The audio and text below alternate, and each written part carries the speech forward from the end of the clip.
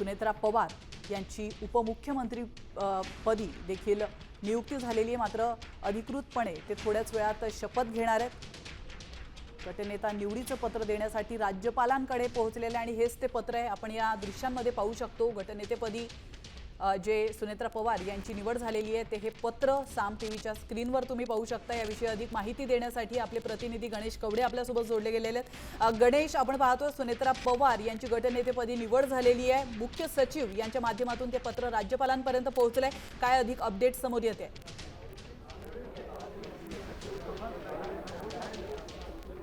नक्की मुख्य सचिवांकडून आहे ते राज्यपालांकडे पत्र देण्यात आलेलं आहे आणि अवघ्या काही वेळातच आपण हा दरबार हॉल दाखवतोय आणि या दरबार हॉलमध्ये आहे ते सुमित्रा पवार यांचा शपथविधी आहे तो पार पडताना पाहायला मिळणार। यासाठी ही सजावट देखील आहे ती केलेली पाहायला मिळते, कारण की अजित पवार यांच्या निधनानंतरून आहे ते सुमित्रा पवार यांची विधिमंडळाच्या गटनेतेपदी आहे ती निवड करण्यात आलेली आहे आणि त्या लगेचच त्यांना उपमुख्यमंत्री पदाची आहे ती शपथ देण्यात येणार आहे। महाराष्ट्र राज्यातील पहिल्या महिला उपमुख्यमंत्री म्हणून आहे ते सुमित्रा पवार असणार आहेत आणि त्यामुळेच कुठेतरी गेल्या जेव्हा अजित पवारांचं निधन झालं त्यानंतर कोण हे उपमुख्यमंत्री पद घेणार ही चर्चा होती। मात्र त्याच्यावर शिक्कामोर्तब झालेला आहे की सुमित्रा पवारच आहे त्या आता उपमुख्यमंत्री पदाची आहे ती शपथ घेणार आहेत। थोड्याच वेळामध्ये आहे ते मुख्यमंत्री असतील, उपमुख्यमंत्री एकनाथ शिंदे असतील, त्याचबरोबर मंत्रिमंडळातील जे काही सहकारी आहेत राष्ट्रवादीचे, शिवसेना आणि भाजपचे हे देखील आहेत ते शपथविधीच्या कार्यक्रमासाठी या ठिकाणी उपस्थित राहताना पाहायला मिळणार आहेत। कारण की आजच ही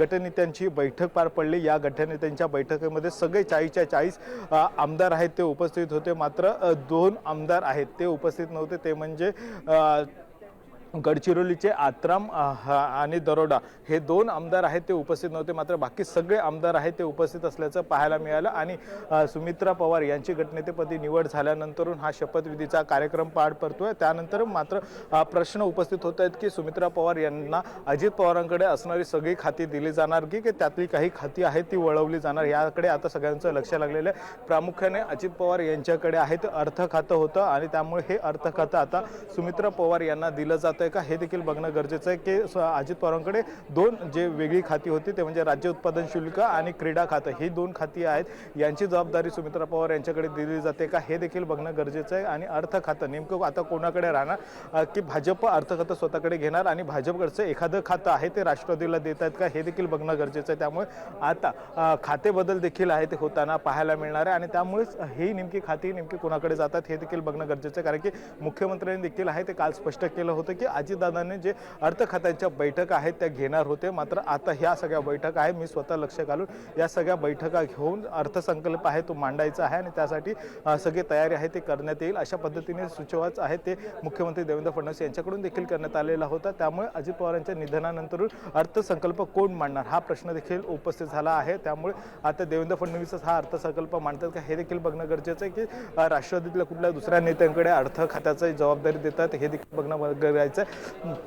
राष्ट्रवादीचे आमदार देखील आहेत ते या ठिकाणी यायला सुरुवात झालेली आहे। संजय खोडके असतील, सुरेखा खोडके असतील, हे या ठिकाणी दाखल झालेले पाहायला मिळत आहेत। अशा पद्धतीने राष्ट्रवादीचे सगळे आमदार आहेत ते त्या ठिकाणी पाहायला मिळतात। दुसरीकडे ज्या पद्धतीने खरं तर उपमुख्यमंत्री पदासाठी पहिल्या महिला म्हणून आता सुमित्रा पवार असणार आहेत। अजित पवारांच्या नंतरून सुमित्रा पवार हा सगळा कारभार आहे ते पाहताना मिळणार आहे। त्यामुळे त्याच पद्धतीची ही पकड आता सुमित्रा पवार ही पक्षांवर कशा पद्धतीने घेत आहेत हे देखील बघणं गरजेचं आहे। कारण की अजित पवारांच्या नंतरून नेमकं पक्ष कुणाकडे असणार हा देखील आहे तो प्रश्न उपस्थित झाला होता। मात्र सुमित्रा पवार यांच्याकडे विधिमंडळात जरी पक्ष दिलेला आहे, राष्ट्रीय अध्यक्षाची अद्यापही कुठलाही निर्णय आहे तो घेण्यात आलेला नाहीये। त्यानंतर खरं तर सुमित्रा पवार राज्यसभेवर होता, मात्र राज्यसभेचा अद्यापही त्यांनी राजीनामा आहे तो देखील दिलेला नाही, कारण की हा राजीनामा ज्यावेळेस एखादा सदस्य निवडून येतील त्यानंतरून